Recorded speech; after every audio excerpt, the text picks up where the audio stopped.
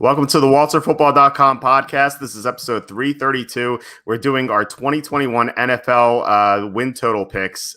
So we're going to decide which teams we like over and under and give you our best bets. We're going to go by division. So it's going to be a lot of fun. Looking forward to this episode. Joined once again by Jacob Camenker from the Sporting News. Jacob, how are you? I'm doing great. I looked over these win totals today. We took my notes, and the one thing that stands out, and a lot of you guys are going to think this, like automatically your mind is like, that seems high for them. But you got to remember, extra game on the schedule now. So kind of a bit of a reprogramming here of like trying to, before it was like 8's the dead middle. Now it's 8.5. The 9s are not as high as you think. So that's one thing to keep in mind for today's show. But I'm excited to talk about it and see how many of these we have in common. We're usually generally on the same wavelength, so I'm interested to see where we're at this point. Yeah, me too. I'm excited to do this, like I said. And yeah, like there is no 500 anymore unless the team gets a tie. So you have to decide if team's going 8 or 9 or 9 and 8. Kind of made the season previews a little weird. I'm almost done the season previews, so that'll be up on the site soon, probably starting next week. So it's pretty cool. So before we begin, please hit subscribe, the like button, comment below, share this video. That would help us out a lot. So it really would. So please do that if you can. Otherwise, let's just get into this. So let's begin with the NFC East. We're going to go division by division. And so these are the win totals. The Cowboys 9.5, Eagles 6.5, Giants 7, and the Redskins 8. So does anything stand out to you here? What do you like in this division? Yeah, there are two that I really like, one under and one over. The Cowboys under feels like an easy win this year. Look, the Cowboys number is always inflated because the public wants to bet the Cowboys because there are a lot of Cowboys fans out there. But on paper, are they a 10-win team even in the 17-game schedule? I'm not sure about that. I think that there's a chance they could be 2-4 by the bye week. They have some really tough matchups this year. They're playing the Bucs. They're playing the Patriots, the Chargers, Chiefs. They got to play Washington twice too, and Washington has a really good defense. So I think they're going to be hard pressed to win. They just don't have a very good defense in general. They should get better than they were last year because they do have some young talent in the secondary. But I think that, as they are constructed now, that defense is not ready to win. And they still have some issues on offense. That offensive line is, starting to regress. We don't know how Tyron Smith's going to do this year. If he's going to be able to stay healthy, that's a big wild card. So I think that they're probably going to hover around 500. They could start the year really poorly, though, and have to move on from Mike McCarthy. So I just don't see them being double-digit win team even in this division. And then the other team I like, Washington, over 8. I mean, we saw last year with a much worse roster than what they have, especially at quarterback. They still went 7-9. Now, I know they were in a weaker division. I know they're going to be playing a tougher schedule this year because they finished first in the division, but their defense is elite. That defensive line's the best in football. The defense in general might be the best in football because they added William Jackson to the fold. Jamin Davis was, their first-round pick, very athletic linebacker. Ron Rivera and Jack Del Rio were both linebackers. They're going to figure out how to use them best. So I think that defense is going to keep them in a lot of games. And Ryan Fitzpatrick, as strange as it is to say, is an upgrade at quarterback from what they had last year. And even if he, has some bad games, you still have Taylor Heineke and Kyle Allen, both of who played well in limited action last year behind him. So, I think this team's going to be better than they were last year. I think they have a legitimate shot at double-digit wins because of their defense. So I'm willing to give them the over here. I think they're the team to beat in the division, and these numbers don't reflect that. So I'm fading the Cowboys here, and I'm all aboard on Washington. I think that they're in really good shape to be a competitive team this year. I totally agree with everything you just said. The Cowboys 9.5, that seems so high. You tell me they're going to go 10-7 or better. I just don't see it. That they have one of the worst defenses in the NFL. They have issues at every level. Like DeMarcus Lawrence is a great player. Trevon Diggs should be better in his second year. But otherwise, in their defense, it's just so bad. I don't know how they're going to stop anyone. And then they have offensive line issues. Tyron Smith, as you said, like he has severe injury concerns. We don't know how the other offensive linemen are going to stay healthy, which they couldn't do last year. Like maybe this is the beginning of a trend. Dak Prescott Prescott, we don't know if he's healthy either. And then Ezekiel Elliott was overweight last year. He hasn't been quite the same since they lost their elite offensive line back in 2016, 2017. He's just gotten a little bit worse every year, and he was pretty bad last year with the fumbles and just looking like overweight, and it just wasn't looking good for him. The Cowboys having the highest number just seems like such a joke. I know they're a huge public team and like people want to bet the Cowboys, so I understand why it's so high, but that's just wrong. Like, it's just way wrong. I don't even think they're the second best team in the division. I think the Giants are the second best team. I think the Redskins are the best team. And I agree. I think they have maybe the best defense in the NFL, definitely the best defensive line, as you said. I love Jamin Davis, William Jackson. It's a huge signing. They get Landon Collins back from injury. Ryan Fitzpatrick is an upgrade at quarterback, as you said. And then they signed Curtis Samuel, so he's going to just take away attention from Terry McLaurin. And I think the Redskins win 10 or 11 games. I think the Cowboys win 5 or 6 games, and so those are the two I like the most. I think the Giants numbers it seems about right. I think the Eagles number is a little bit high, but they're going from a bad coach in Doug Peterson to perhaps a much better coach in Nick Sirianni.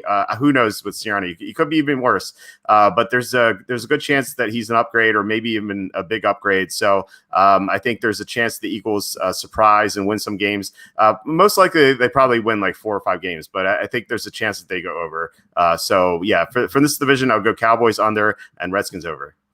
Yeah, I agree with your thoughts on the Giants and Eagles. I had a tough time with the Giants. I was like, 7 just seems so right for them. Like, you never want to pick a push because then you're just betting on exactly 7 wins. But I looked at their schedule, I look at their team overall, and it's like you don't want to bet the over because of Daniel Jones, but you don't want to bet the under because they have a pretty good-looking defense and Saquon Barkley's coming back. So I think that number's about right. I would not touch that. And I agree with your thoughts on the Eagles. I think they go under, but maybe Jalen Hurts makes the leap. Maybe that offensive line stays healthy. Maybe Nick Sirianni's a good coach, and maybe they could have the just below 500 record. But I'm not willing to bank on that at this point in time, and probably won't be willing to bank on that at any point in time before we'd have to bet this. Yeah, I was actually talking to an Eagles fan before we move on. And he said something interesting. He said that this Eagles roster seems like just a collection of players and not a real team, because the additions they made don't really make sense with each other. They spent a first round pick on a speed receiver with a quarterback who's not going to be able to get the ball downfield consistently and who runs the ball a lot. So they're kind of like a run heavy offense, but they drafted a receiver high, and I love Devontae Smith, but it just kind of didn't really make sense for the roster. And signing Ryan Kerrigan when they're not really a playoff contender, it just doesn't really make sense to me. So it's just so weird amalgamation of players. I do think they go under, but I don't. There are a lot of question marks, and they could go over. Agreed. Okay, next division: Bears 7.5, Lions 5. Packers have no line because of Aaron Rodgers, and then the Vikings 9. So does anything stand out to you here? Yeah, I think my quick thought on the Bears is if Justin Fields is going to start the whole year, then I probably would take the over with them because they were a playoff team last year. And the only real downgrade they've had, aside from losing Charles Leno and replacing him with Tevin Jenkins, is Kyle Fuller on defense. Losing him is going to impact their secondary. But I like the over. Fields is going to start, but we don't know if that's going to happen, so I'll wait on that. The Lions, I think that they're going to go under. I like Dan Campbell. But this roster, even if he has them playing hard, there's just no talent there. They did well to land Penei Sewell, but outside of him on offense and DeAndre Swift, they're just kind of a bunch of guys thrown together, like you're talking about with the Eagles. Jared Goff's the quarterback, and the receivers they have are a lot of downfield threat speed guys, and I feel like Jared Goff doesn't have quite the arm strength that you want to pair with those guys like Brashad Perriman and Tyrell Williams. And, it's not like those guys have had a lot of success either.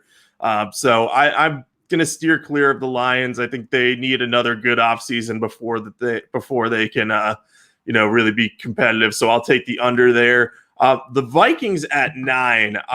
This one's interesting to me because normally I'm pretty anti-Vikings in terms of they have Kirk Cousins as their quarterback, but I actually like them the over here because they're in a pretty weak division. And, assuming Aaron Rodgers does not go back to Green Bay, they're going to have 4 games against the Lions, who are pretty low down in the totem pole, and the Packers, who are going to be starting Jordan Love, who does not seem like the team that spent a first-round pick on him is ready to let him start. So that's a red flag there.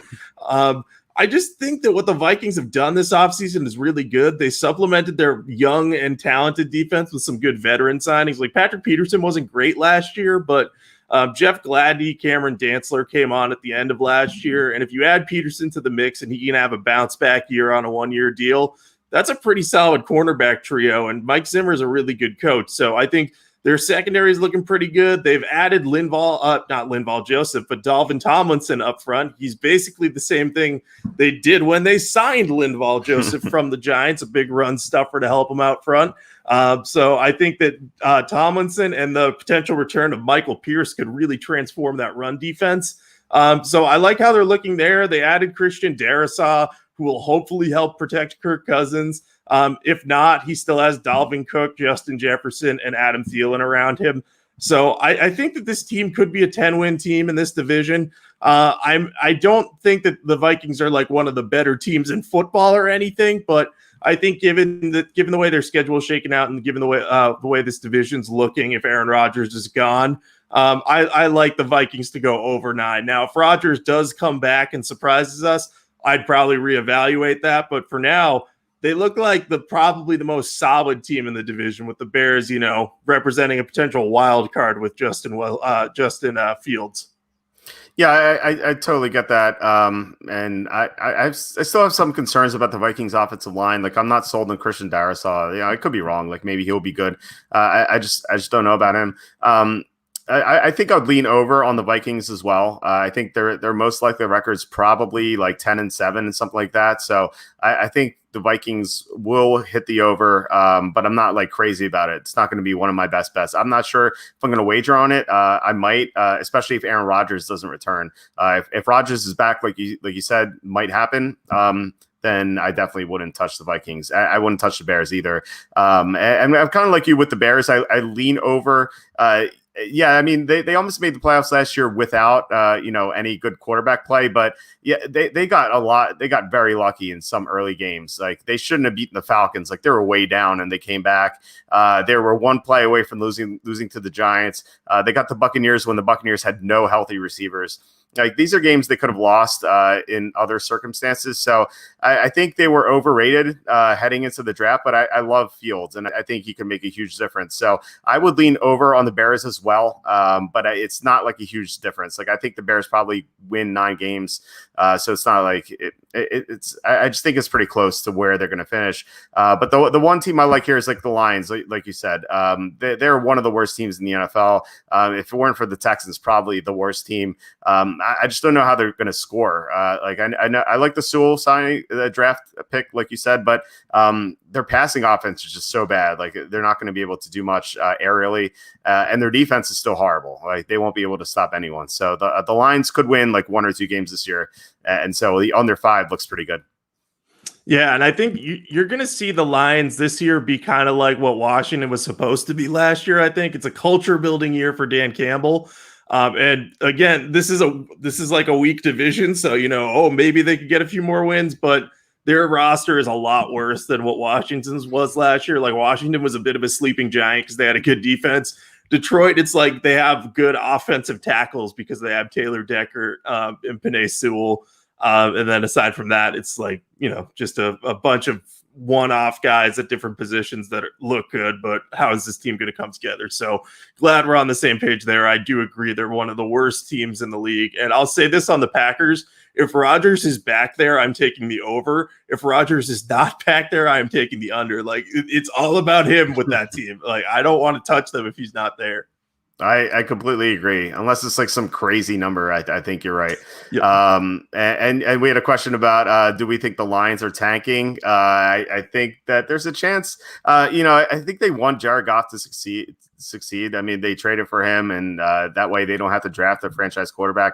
But it's kind of like it's a win-win, really, because if Jared Goff plays very well, they're going to have a franchise quarterback, and they're probably going to be in the range where they could get like Stingley or something like that in the draft, or maybe not him because they just drafted a cornerback, but someone like that.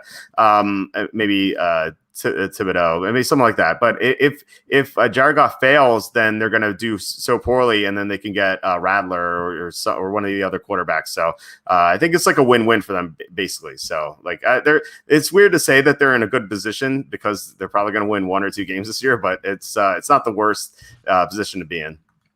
Yeah, I agree. I think what you're looking at is this is like year 1 of Dan Campbell's program. Like, hey, like there's no pressure on them right now, no high expectations. Any wins are going to be gravy. And like you said, if Jared Goff plays well in this scenario, then you know he's good and you can build around him. And if he doesn't, you just move on. You'll be positioned to do so. So I like what they've done here. I think the Matthew Stafford trade, getting Goff and the 2 draft picks, I think that, like, I'm not a Jared Goff guy at all, but I just like the approach they've taken. I think Brad Holmes knows what he's doing at this point. Yeah, I like what Brad Holmes has done initially as well. So things are looking up, but it's not like they could be looking down because they're already terrible. Sure. All right, the NFC South, the Buccaneers are 11.5, Falcons 7.5, Panthers also 7.5, and the Saints are 9. So what do you like here? Yeah, so I like the Buccaneers. I boiled it down into 2 categories. Here's the things to love about the Buccaneers. Tom Brady, they got continuity, they got good coaching. They've got the Saints are probably going to regress a bit without Drew Brees, and because they've had to cut some other players for salary cap purposes. So that's helping them in this division. And then the things not to love is virtually nothing. Like they haven't lost anyone besides like a backup offensive lineman. They've added some talent in the draft.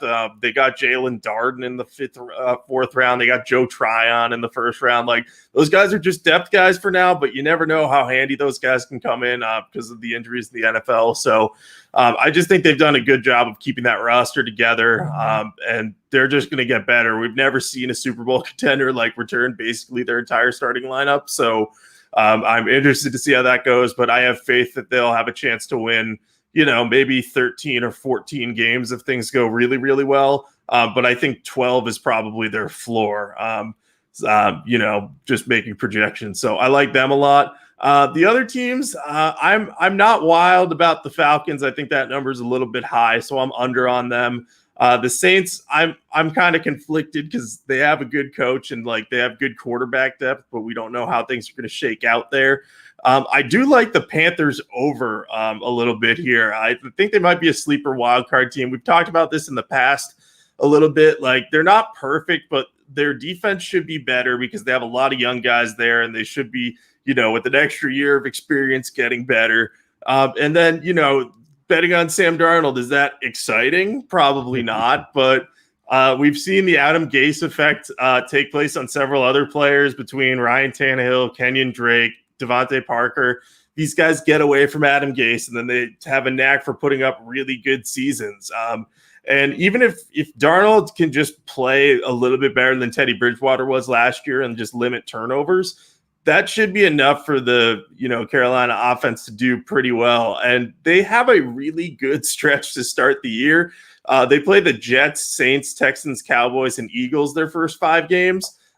They could hypothetically win all of those games, and I think at like the very worst go 3-2 because maybe they lose to the Saints, maybe they lose to the Eagles or Cowboys, but they should beat the Jets in a revenge game in Zach Wilson's first start against Sam Darnold, and everyone should beat the Texans, so that's not even a contest.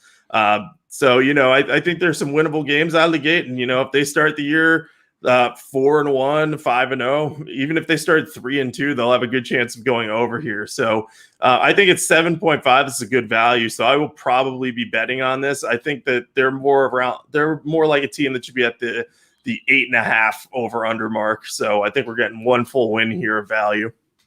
Yeah, I totally agree. I think there's a chance the Panthers get the final wild card seed in the playoffs, and they're just a lot better. And I don't think people realize how much better they are. And you mentioned Sam Darnold getting away from Adam Gase. I'm very curious to see what Joe Brady does with him, and I think that Sam Darnold could finally reach his potential.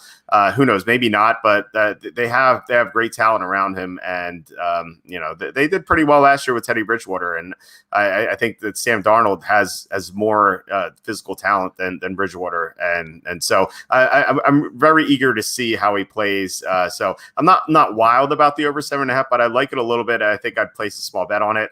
Saints 9 seems about right, or maybe a little bit too high. I don't think I'm going to touch that one. Falcons 7.5. I like the under quite a bit, like especially with Julio Jones seemingly, it's about to be traded. So they're going to lose Julio. So they're going to have Calvin Ridley and Kyle Pitts. So they still have some weapons, but without Julio, I just think that, without like two guys to stretch the field, really, like their offense is going to be more limited. They have no running game. They lost their center and their defense is still bad. So I don't know how they're going to get to 8-9. I think they're probably going to be a 5-win team, maybe 6-win team. And I totally agree with what you said about the Buccaneers. They're bringing everyone back.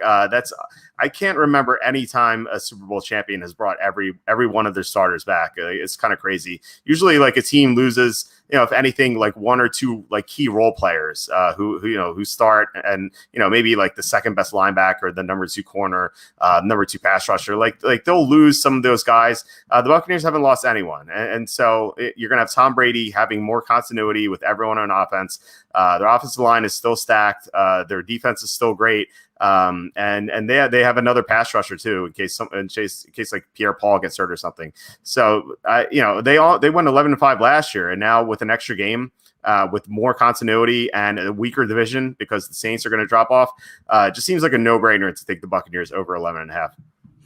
Yeah, definitely glad we're on the same page there. I also like the Falcons under quite a bit too. I think like I had it listed as a 1-unit bet on here, so I'll probably be betting it.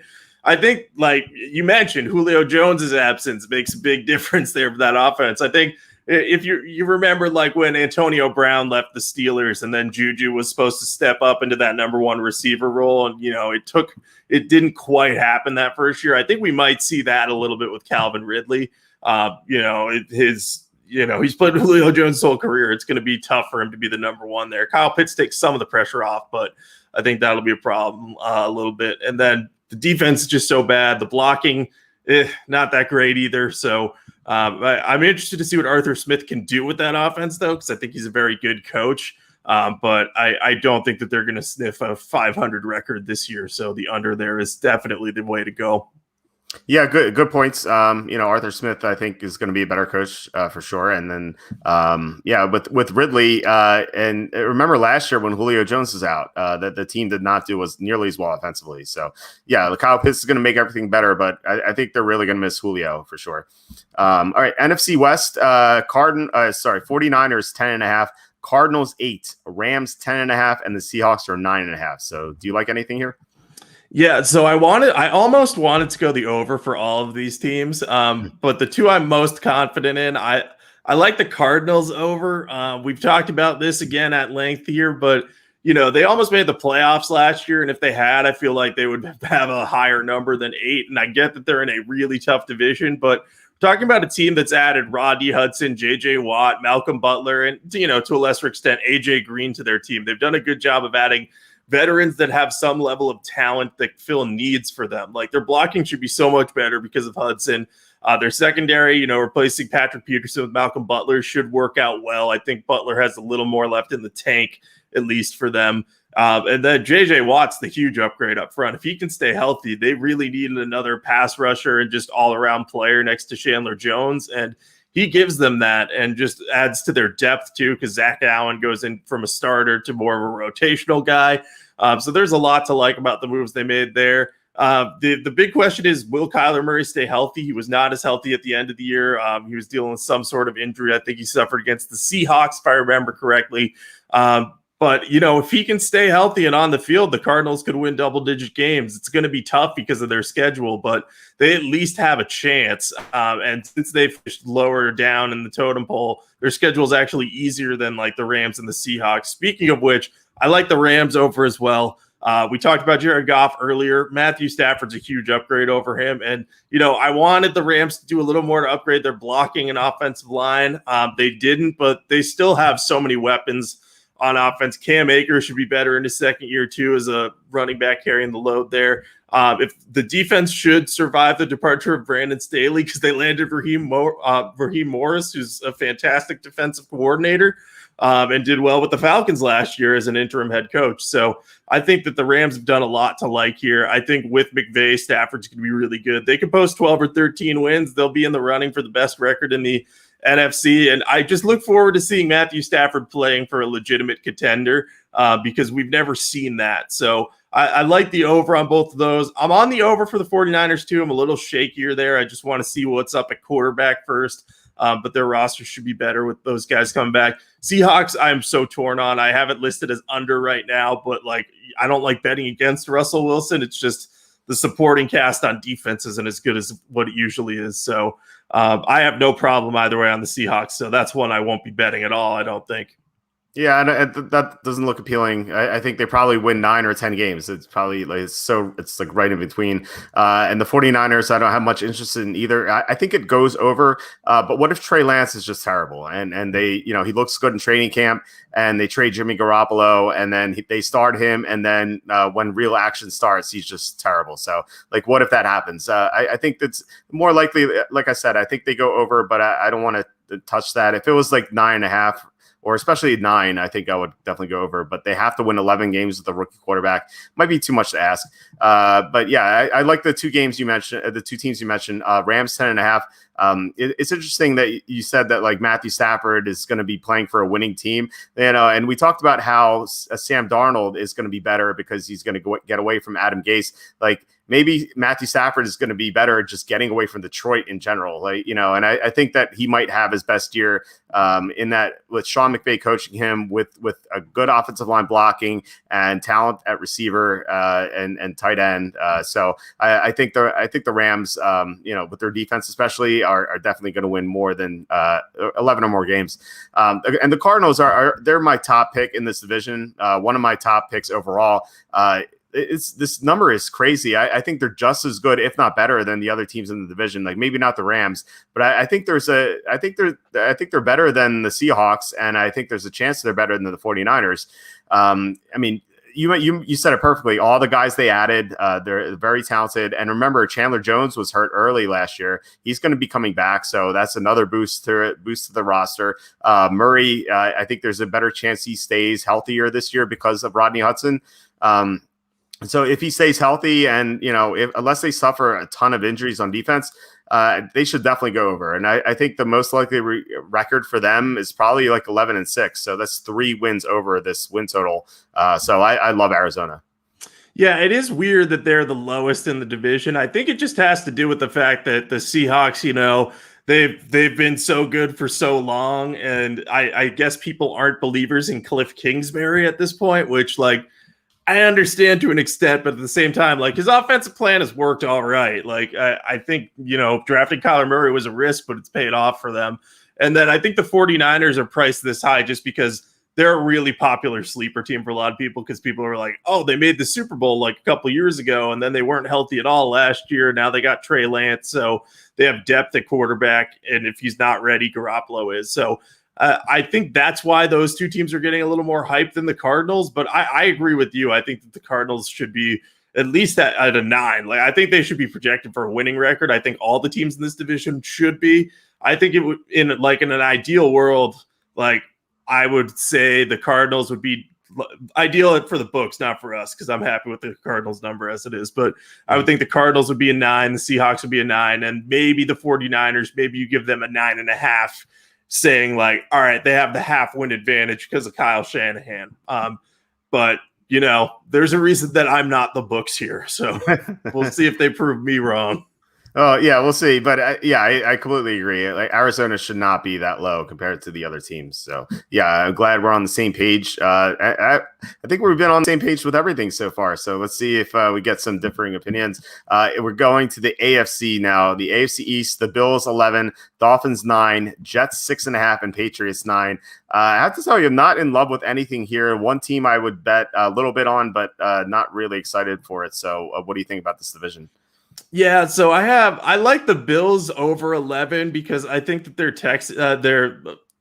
I said Texans because they played the Texans earlier. I just see Texans and I'm like, oh, that's a winner right there. But their schedule early in the year, like it's not the easiest, but they play the Steelers, Dolphins, Washington, and the Texans, and they have the offense that's good enough to beat all those teams. So I think they'll probably go over 11. I'm not super wild about that. Then looking down, like I'm not going to bet the over on the Jets at this point. I'm keeping them under, even though like Salah, I don't think Zach Wilson's ready. The two that I'm torn on are the Dolphins and the Patriots, both at 9. I lean the over in both of these circumstances. Looking at the Dolphins, the number feels like a fade on Tua more than anything else because they won double-digit games last year, but I feel like that game against the Bills last game of the season when he threw the 3 interceptions. Sorry to remind you of that because I know we had the the Dolphins in that one. But that's kind of tainting people's perception of Tua, but like I think he was better than that. Like I think he'll be better with another year of experience, being more mentally and physically prepared for this. But at the same time, I look at their opening schedule. Their opening 6 games are against the Patriots, Bills, Raiders, Colts, Buccaneers, and they play the Jaguars in London at the end of that stretch. So, like if they can get out of that 3-3, I think they have a chance to probably, shoot for 10 wins, but it's not a gimme at all. And I like Flores a lot. I like Tua, but I'm not sure I'm willing to bet the over, but I'm picking it. And then the Patriots, I like the amount of talent they've added, and they, with basically a completely decimated roster last year, went 7-9. So I think they should go over because I like Mac Jones, and I think even if Cam Newton doesn't stay healthy, I think they'll go over. And for their first 5 games are against the Dolphins, Jets, Saints, and Texans. And then they also play the Buccaneers in there, which, isn't easy, but it's an emotional. Tom Brady returns to Gillette. Belichick's going to have his team ready. So I think if they start the year 4-1 or maybe 5-0, if things go well, they would go over. So I think I would lean the over on both of those. But there's nothing in here that I really am like, I'm dying to bet this. Like these numbers are great. These all seem relatively solid to me. I can't wait for that Brady game. Belichick's going to be prepared, but Brady, he's getting ready for that game now. Like I imagine he's, in between playing golf with Phil Mickelson or whatever. I'm sure he's watching film on the Patriots because he does not want to lose that game. So I'm very eager to see how that plays out. The one team I would bet here is the Bills over 11. So the only issue here with that is that like the other 2 high win teams, the Buccaneers and the Chiefs, I like more than this. But I still like the Bills over 11.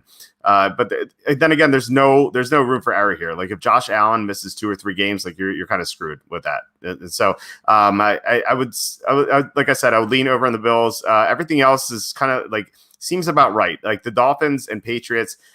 You have to have them go 10-7 or better for you to win money on those bets. And it's like, I don't find that appealing. I feel like that's the price is a little too high for both, especially with the Patriots. I thought we were going to get a better number because they didn't make the playoffs last year. I thought maybe we'd get like an 8 or something. And I think that would be more appealing. At 9, like I said, they have to go 10-7 with Cam Newton, who's always injured. And I'm not as high on Mac Jones. So I'm not going to bet that. Just kind of like upset that we didn't get a better number. And Jets 6.5. I think they could win 6 games. I think they could win 7 games maybe with a better coach and just better talent there. But everything else seems about right. So like I said, Bills over. Everything else I'll just pass on. Yeah, I think the Bills over is definitely the way to go there. If the Patriots were at 8 or 8.5, like you said, I'd be all over them. Like. There would be no doubt in my mind that Belichick would have them having a winning record with all the signings he made. But I could see why you wouldn't be as high on them as say I am. I'm also probably seeing things through the rose-colored glasses of how much I love the Patriots and Mac Jones. So that doesn't help us here. But, hey, one thing about the Bills, if Josh Allen goes down, you're not getting a bad backup. You got Mitch Trubisky there. And, wow. As a backup, maybe he can get the job done. Maybe not, but it's better than Matt Barkley, I think, was there last year. What do you mean? Maybe he was the MVP. Of course, he's going to get the job done. The only MVP ever. So I'm not going to doubt him. All right, AFC North, Bengals 6.5, Browns 10.5, Ravens also 10.5, and then the Steelers 8.5. Very surprising to see that Steelers number because they're such a public team. So, what do you think about this division?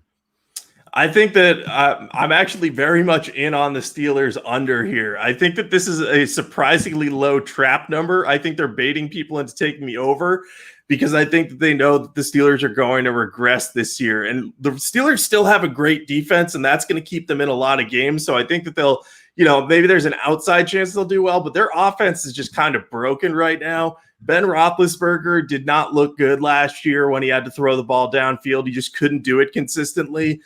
He's going to have to do it again this year. He has a lot of receiving weapons, but basically everyone figured out what they were doing in the last 5-6 games of the season when it was just, they try to run the ball, fail. And then when that doesn't work, Ben Roethlisberger's just throwing these check down, dump off slant passes and flat routes and, things out of the backfield to the running back. And it just did not work. And maybe they'll be able to fix it. Maybe Big Ben's arm will be better, but at age 39, I don't see it happening. And they've lost 3 starting offensive linemen, I think it is. So that's a lot of changes up front. They added Najee Harris to try to help with the running game, but how good is he going to be behind this offensive line? I'm not sure, especially if defenses can really just play close to the line of scrimmage and say, hey, you're not going to beat us deep even with these great weapons. So I'm very much out on the Steelers. I'm probably going to bet the under for a unit or so. I know it's a low number, but I think there's a reason for it. I think a lot of people are going to bet the over, and I think they're going to be disappointed.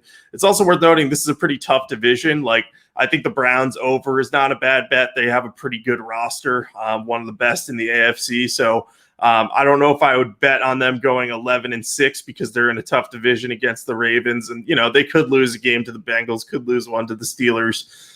So I'm not super gung-ho about any of the other teams in the division, especially the Bengals, because we don't know how Joe Burrow is going to look.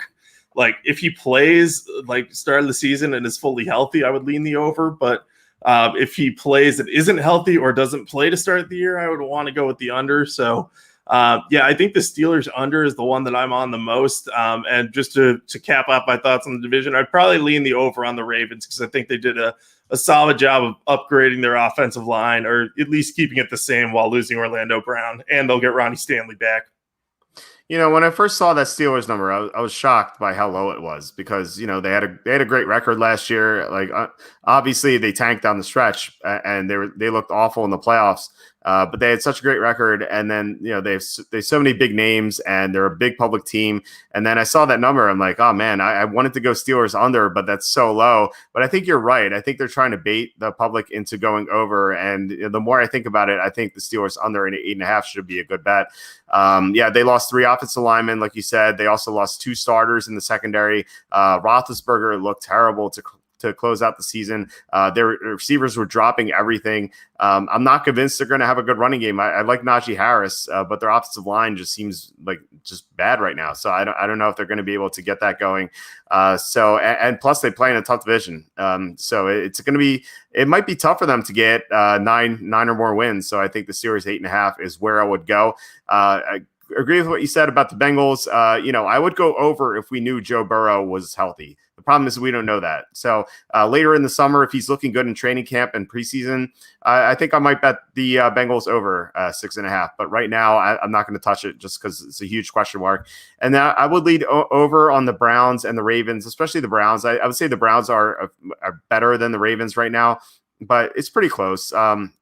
I like the changes the Ravens made on their offensive line, like you said, but I have concerns about their pass rush. They lost their 2 top edge rushers, so their defense might be a little bit worse. Whereas the Browns, I think that having their offensive line, the great offensive line from last year, back again for a second year, having them gel together, late in the year, I think that was big. They're going to have Odell Beckham back, and I like the changes they made in their secondary.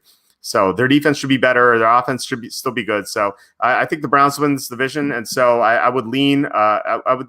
It's a good lean on the Browns over 10.5. Slight lean on the Ravens over 10.5.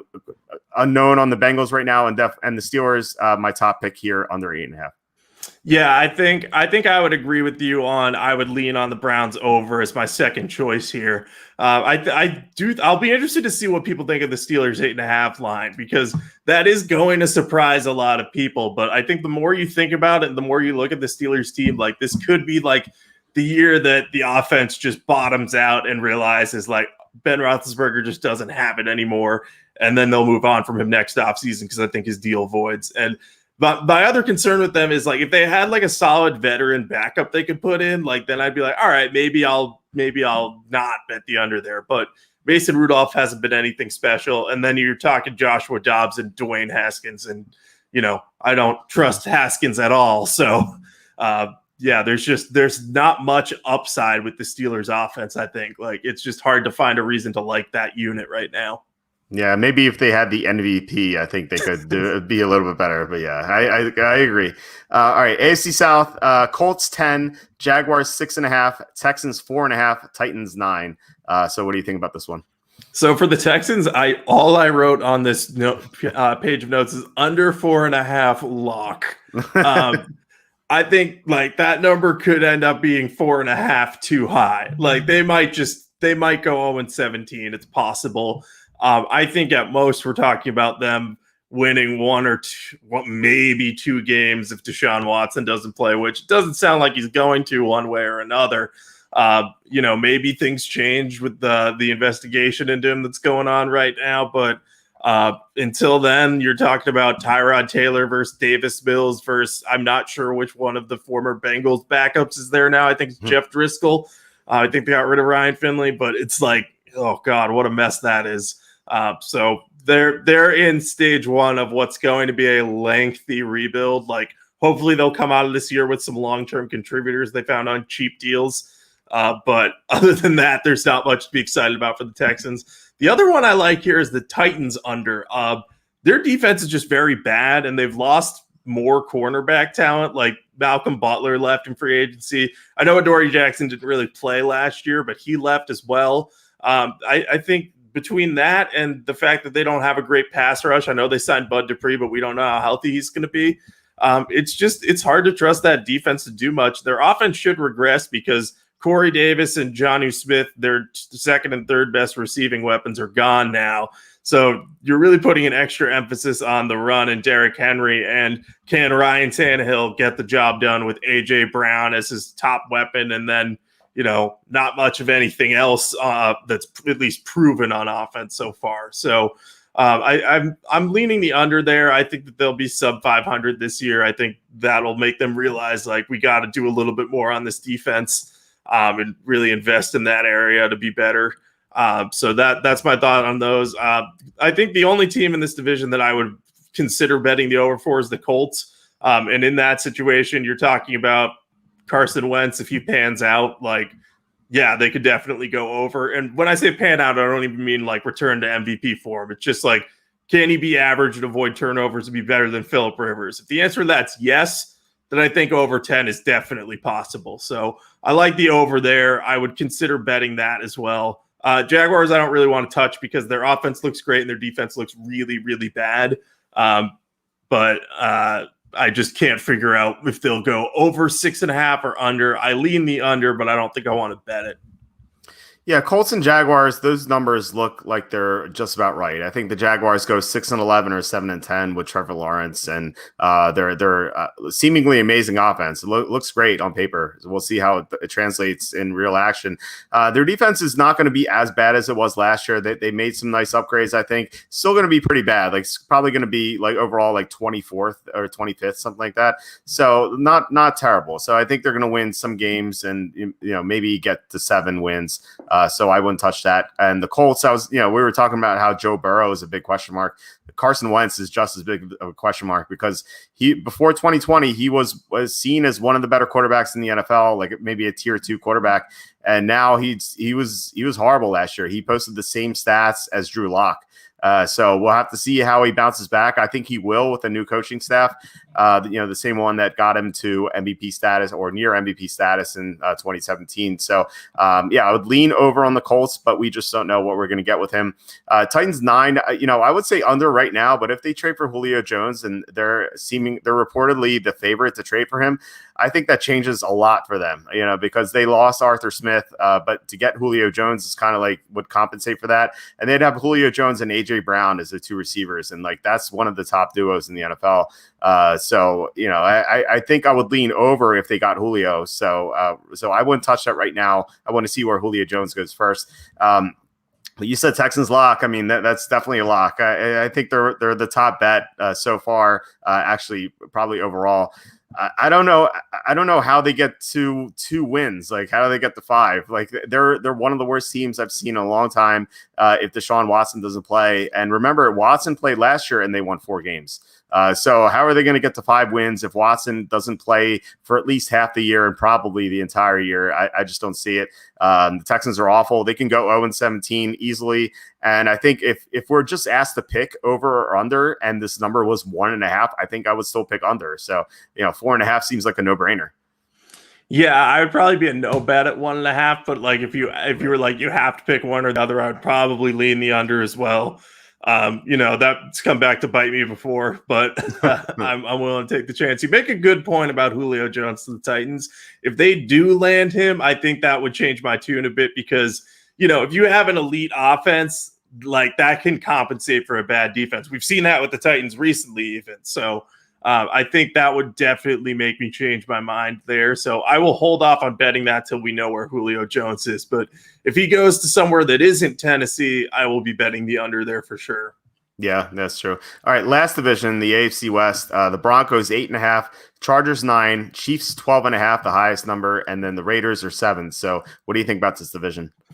Yeah, I like most of these. Actually, I think I may like all of them. I'm not sure I'm going to bet all of them, but I like them all a good bit. I like the over on the Broncos because if Aaron Rodgers gets traded there, which seems possible, there's no way they're going to fail to win double-digit games. That roster is stacked outside the quarterback spot. So I really like the Broncos number there.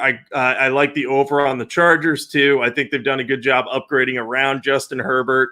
They're another team that could trade for Julio Jones. I'm not sure that they're a front runner or anything, but if they pulled the deal and had him and Keenan Allen, Justin Herbert, and 4 new starters or 4 solid starters on the offensive line, that is really a game changer for that offense. Their defense is still a little bit shaky, but they're good enough that they could win, especially if they just pull out wins in close games, which they could not do last year with Anthony Lynn for the life of them.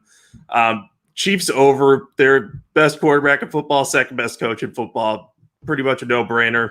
I think they had a similarly high over last year, and I was like, yeah, I'll go with that, and they got to it easily. So I think they have to win 13 of 17 games. I think that'll happen.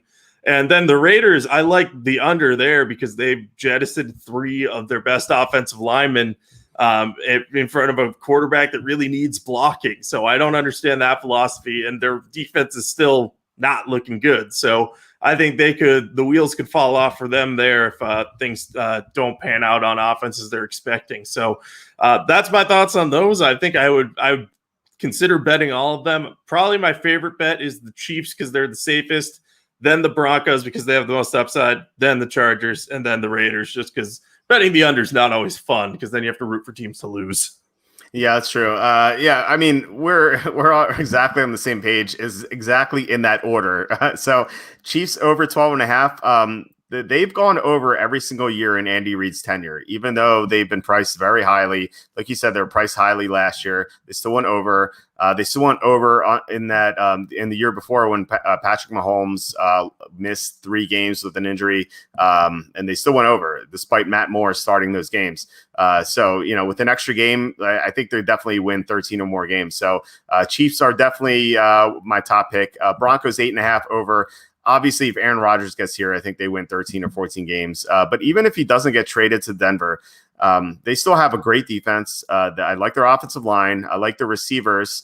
And then you have Teddy Bridgewater, who's going to be a big upgrade over Drew Lock last year. And Lock was terrible. I'm not a huge Bridgewater fan after what happened in week 17 last year, but otherwise he played pretty well otherwise last year, and he's going to be a nice steady upgrade who's not going to kill the team with mistakes, unless I need them to cover the spread or something like that. So I like Denver over a lot. I like the Chiefs over a lot. Chargers over 9. I like a little bit less, but I still think they go over. I like the changes they made to the offensive line as you mentioned. I have a little bit of concern with their pass rush because they lost Melvin Ingram, but Joey Bosa is still there, and I think their defense is still going to be pretty good.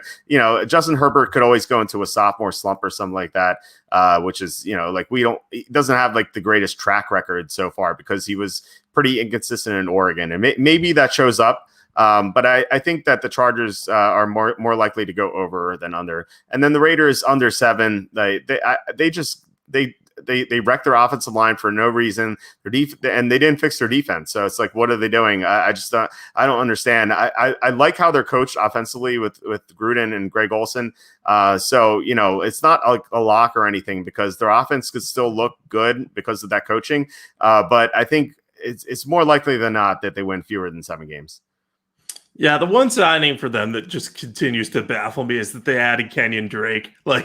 Yeah, they have Josh Jacobs, and they go out and add Kenyon Drake. It's like you could have just kept one of your offensive linemen instead of getting a second running back, or sign a different receiver if you want a good receiver on the backfield. But yeah, I'm glad. I think we're on the same page for almost every single team, which is pretty good news, I think. Yeah, I think so. So to kind of recap some of my favorite plays, I like the Cowboys under, Redskins over, Lions under, Buccaneers over, Cardinals over, Steelers under, Texans under, Chiefs over, and Broncos over. And I like some other ones too, but those are the favorites. Kind of off the top of my head that I wrote down just now. Yeah, and I basically agree with all of those. I can't remember if you said the Rams over. I like that one as well. And the one that I think I'm probably higher on than all the other ones is the Vikings over, just because if I'm projecting Aaron Rodgers to leave that division, I think that the Vikings reach double-digit wins. So I'll add those two to the mix for yours. But I think generally speaking, all the ones that we definitely agree on, those ones are pretty strong, especially the Texans. There's no way they're winning 5 games. Yeah, that seems very unlikely. I don't know. Maybe the coach they hired, maybe he's like the next Bill Belichick and he just somehow wills them to 5 wins, but that doesn't seem likely to me. Yeah, I totally agree there. Okay, so all right, so we had some comments, questions. Cassandra says Tebow under 2.5 touchdowns is now minus 165. I would lock that in right now. I don't know if there's a stipulation that says he has to be on the roster, but if not, then it's weird because if he's on the roster, then he might be in the Wildcat and he might score a few touchdowns. But if he's not on the roster, obviously he's not going to score any touchdowns. So if that stipulation is not there, I would go under because I don't think he's going to make the final roster. But yeah, so that's what I'm thinking. What about you? Yeah, I don't think he'll make the roster, but it's the possibility is enough to make me a little bit nervous of all right, what if he does make the roster? What if they use him like Taysom Hill as a running quarterback and he plays less tight end than they were letting on and they just used him as a trick package in the red zone? So I think that's why some people are betting that over 2.5. Also, people really like Tim Tebow. I am one of those people. I have several Tim Tebow action figures in this room. You can't see them on camera. But yeah, I think the under's the right play, especially if there's no stipulation, like you said. Yeah. Okay, so Grant Lewis says Jared Goof sucks. Nice to see that nickname still being used. Hopefully, for our betting purposes, he looks like Jared Goof again. Blaze Capital says Steelers under, which we agree with. Kevin says if Aaron Rodgers stays in Green Bay, I think the line is 11.5. Do you think that sounds about right? I think it might be a little lower than that. I think because 11.5, that's what the Bucks are, right? Yeah. Yeah, I think they'd be a little lower. I think they'd be in the 11 range maybe because I do think that, hypothetically they should do well and they're in a weak division, but I think they would market them half a win less than the Bucks just because the Bucks beat them in the NFC Championship game. Yeah, I think 11's about right. That sounds about right to me. I think there might be a negative sentiment there with the Packers too, because they refused to add a second receiver, and plus they lost several offensive linemen this offseason, and David Bakhtiari, who's coming back, is coming off of an injury that he suffered in the playoffs. So we don't know if he's going to be ready. So if the sports books, and they're usually sharp, and if they're on that, maybe they even go 10.5. But I don't think it'll be 11.5. I think that's a little too high. Especially with the Buccaneers being at that number. Andrew Paul says usually what everyone says a team is going 0-16 or 0-17 in this case. They usually go 5-11, like the 2019 Dolphins and 2017 Jets. Yeah, I mean that's happened for sure. But not last year. I mean, I think we all thought the Jets were going to be terrible last year and the Jaguars are going to be terrible, and that turned out to be the case. So it's not always. I mean, the 2019 Dolphins, I think, were a special case because Brian Flores was a much better coach than anyone anticipated. I think even people who liked Flores leaving the Patriots, I think he definitely exceeded expectations. So I think Flores kind of willed them to 5-11. I think if they had a mediocre coach, they would have gone 2-14 or 3-13. So it depends. I mean, look, the Texans, like maybe the coach they hired is going to be great. Like I said, like who knows? But probably not. And I think they definitely go under. Yeah, and to add to your point there, the Dolphins that year, I think, started at least 0-7, maybe 0-9 before they kind of caught fire towards the end of the year. So they were much better later because Flores' footprint was there. And 2017 Jets, I'm pretty sure were coached by Todd Bowles, I think. And Todd Bowles was a pretty good coach. Like I don't think the Jets knew how good they had until they saw what Adam Gase did to the team after Bowles' tenure. So, I think both of those coaches were really the difference maker. Like you said, maybe if David Culley ends up being the next like great find of a coach, and you're like, wow, this guy was a lot better than I thought, maybe it happens, but I don't think that'll happen. I think we're more likely to see this team live up to expectations, which are very low. Yeah, I agree. Ziel, I think that's how you pronounce it, says if Wentz fails to bounce back, who wins the AFC South? Oof, that is a tough question. Well, obviously not the Texans. I think it would. I mean, I could somehow still see the Colts winning if Wentz doesn't bounce back. Like he would have to be really bad for them to lose. But I guess it would be the Titans, just because they have the next best offense. Like maybe the Jaguars get there, but I don't know if their defense is good enough. I don't know if Urban Meyer gets them that high in their first year. But if Carson Wentz completely bombs and does not do well, then that division is going to be pretty weak, I would think. But the Titans might be able to squeeze one more like 10-7 campaign out of their team before it falls off. Yeah, if Wentz is as bad as he was last year, I think there's still a chance to win the division if the Titans don't get Julio Jones. If the Titans get Julio Jones, I think they win the division. So I think that's how it plays out. But I'd be surprised if Wentz is as bad as he was last year. Like even if he doesn't bounce back to pre-2020 form, I still think he's going to be better with a superior coaching staff. So I would say the Colts are going to win the division. But if the Titans get Julio Jones, then I think they're definitely in the mix too. Definitely. Okay, couple more. Kyle Smith asks, with the defense being restructured, what is the Vikings ceiling this year? So how far do you think they can go? That's a good question. I don't know if they're ready to go that far because, like you said, they still have issues on the offensive line. And I do think they're still missing some pieces on defense. Like if those cornerbacks don't make the leap that they needed to, that defense could not be as good as we think. But I think if they win the North, they'll have a chance to win the divisional round game, but they would not go further than that. I don't think they're ready to make a Super Bowl run or anything. I think if they keep building around Kirk Cousins and drafting well, then maybe they'll do well, but I'm not sure Kirk can get them there with the current supporting cast.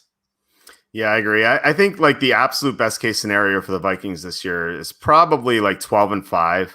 If Aaron Rodgers doesn't come back to Green Bay, they have an easy division, and like the Bears are the only challengers really, and they can win 12 games with an easy schedule. And if Christian Darrisaw pans out and the changes they made defensively work out, I think they'll win a game in the playoffs, and I think they'll probably lose to one of the NFC West teams in the second round, kind of like they did a couple years ago with Kirk Cousins. I just don't think he's that good to get a non-elite team to the Super Bowl. If the Vikings were elite everywhere, I could say maybe Cousins gets them there. But they're like the Vikings are definitely better this year, but they're not an elite team. They still have some holes in some places. So 12-5, they win a game in the playoffs and then they lose in the second round. Yeah, I think that's exactly how I see it too. I said they'd win in the divisional round. I meant the wild card round. I'm all screwed up with the NHL and NBA playoffs right now. Like my head is like I've got 4 different types of playoffs in there, but I meant they'd win a wild card game, go to the divisional round, probably lose there. Yeah, for sure. All right. This might have huge ramifications. Bagley asks, thoughts on the Texans signing Rex Burkhead? That's your account because he's from the Patriots. So what do you think?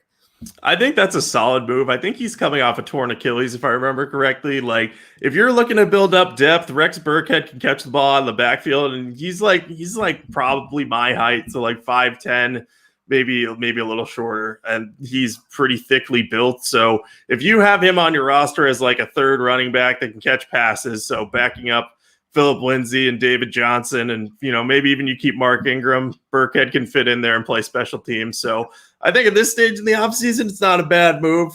Nick Caserio obviously knows him because he's one of the people who signed him in New England. So he thinks he can provide some value for the team. And at the very least, he's good competition for the special teams side of the bubble for that roster.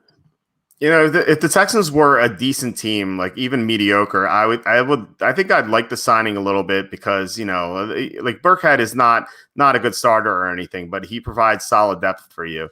The problem is like the Texans are going to be terrible this year. Yep. And given that, I would rather see them, sign a bunch of, undrafted rookie running backs and just give them carries and see if they can find like a diamond in the rough somewhere, kind of like the Jaguars did last year with James Robinson.